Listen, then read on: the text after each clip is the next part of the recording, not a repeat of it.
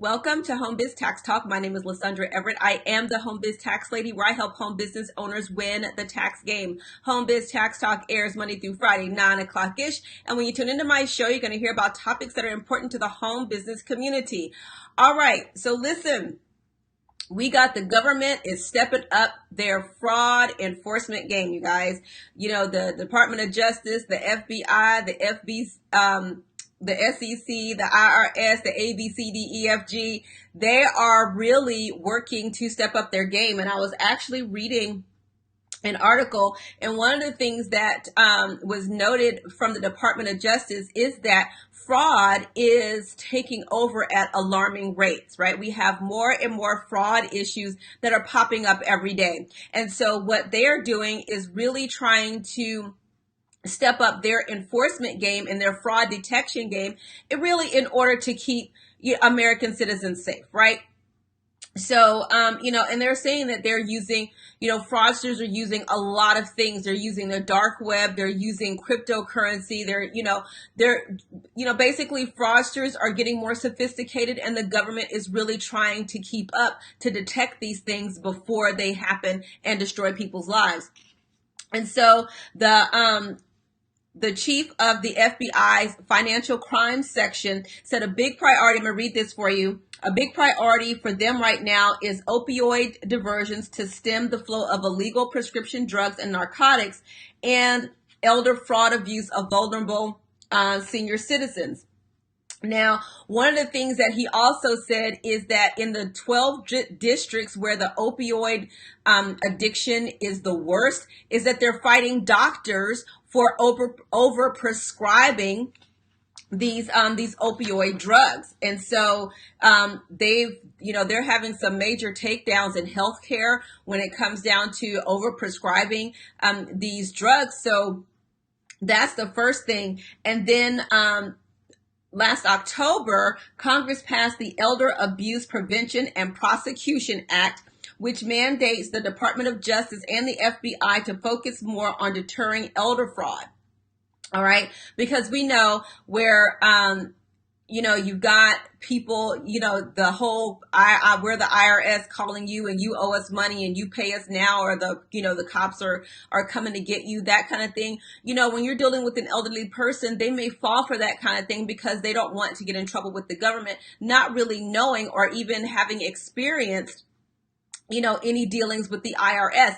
And even the fraudsters are so good now that they're actually sending letters that actually look like they're from the IRS, okay? Because generally the IRS does not initiate a call initiate contact with you with a phone call. They usually send a letter first. So, but now fraudsters are getting to the point where they're sending letters that look like they're from the IRS. And so that's okay. The sophistication is just getting there, and you have to just know. There are just certain things that you have to know about receiving an IRS letter to know if it's real or not. And if you've never received a letter from the IRS or any other government institution, you're just getting this letter. You're thinking, oh my gosh, there's something wrong. What's going on, right? So then the regional director of the SEC said that the SEC enforcement is focused right now on violations that affect retail investors and is using data analytics to detect them. For example, accounting fraud, sales of unsuitable products, and the pursuit of unsuitable trading strategies, pump and dump frauds for stock and whatnot, Ponzi schemes, network marketing, direct sales organizations.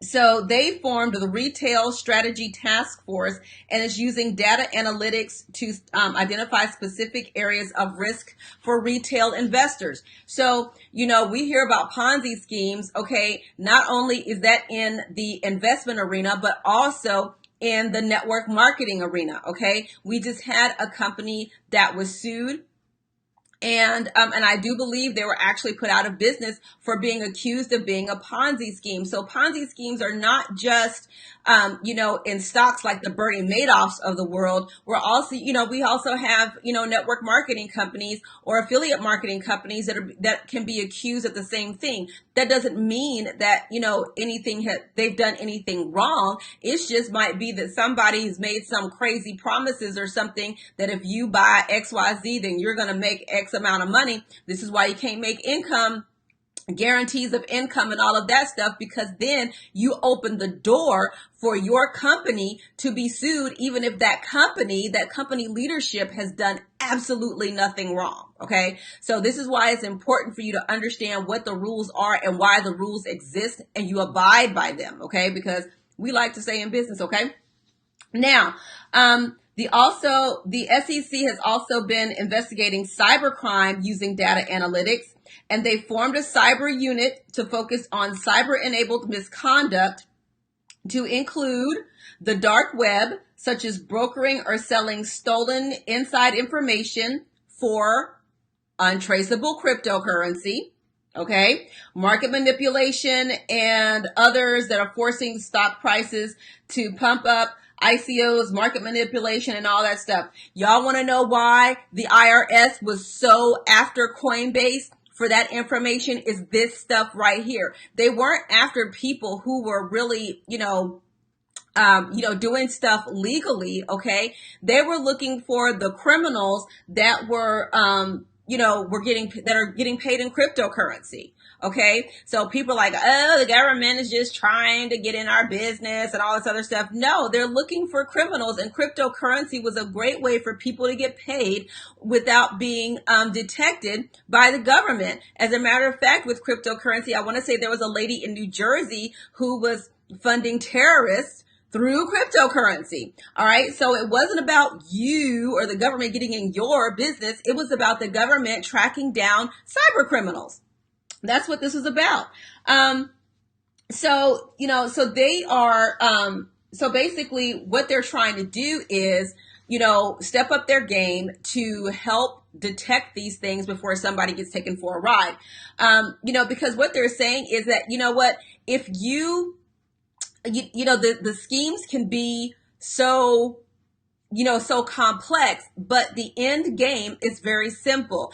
If you take somebody's money by lying, that's either mail fraud or wire fraud. Okay. And that's a prosecutable crime.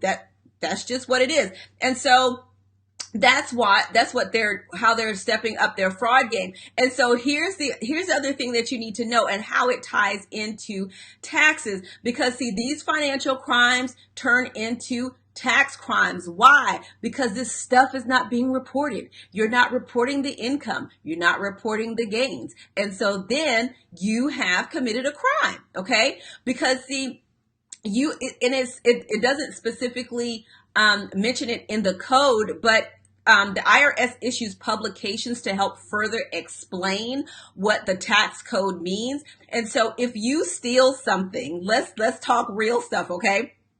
So if you steal something from someone and you don't return it to them within the year, you must count that as income. So if I go over to Stephanie's and I steal her car, I need to claim the value of the car as income if I don't give it back to Stephanie by the end of the year. If you steal money, whatever it is that you steal, you have to count as income. Money gained from illegal activities, whether it's selling drugs, selling information, whatever, that income must be reported and you must pay taxes. Like for real.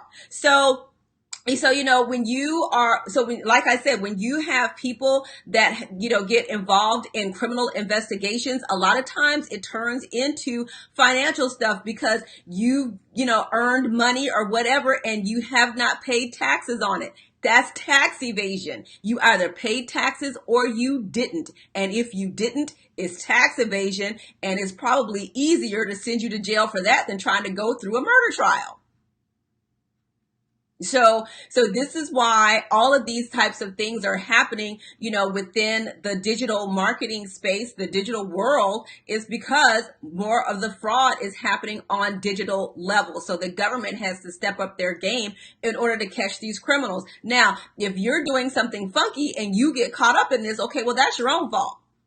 Because you're supposed to report your income. If you have cryptocurrency, you're supposed to report your gains and all of that stuff. And the other thing for my crypto squad is that if you've got, accounts that are sitting overseas, you have to report those as well. There's foreign accounting requirements that you have to abide by. Okay. So, and if you don't know that, you could be committing a tax crime and you don't even know it. This is why you hire professionals, so they can ask you these kinds of questions. But anyway, so that is what's going on the government front. Like, they're really putting in more effort to catch people that are doing wrong. And also, we're also trying to get clarification. You're like, hey, lawmakers want to get further clarification from the IRS. Like, okay, what exactly do you mean by this and that and the other? So that, when we're reporting when we're preparing your taxes, that we are doing them to the best of our ability. But, sometimes the IRS, you're like, excuse me, we got questions and we need answers. So that is what's going on the tax front, on the government front, and trying to detect fraud. Because see, if somebody gets caught up in fraud, 9 times out of 10, there's going to be some financial crimes going on, and somebody didn't pay some taxes and they go into jail. So that's it. All right. So thank you guys so much for tuning in to Home Biz Tax Talk. Again, we air Monday through Friday, 9 o'clock-ish, and you can come here to get your questions answered. Also, if you need to book a consult, you can reach out to me at www.homebiztaxchat.com. All right. Have a great day, and I'll see you next time. Bye.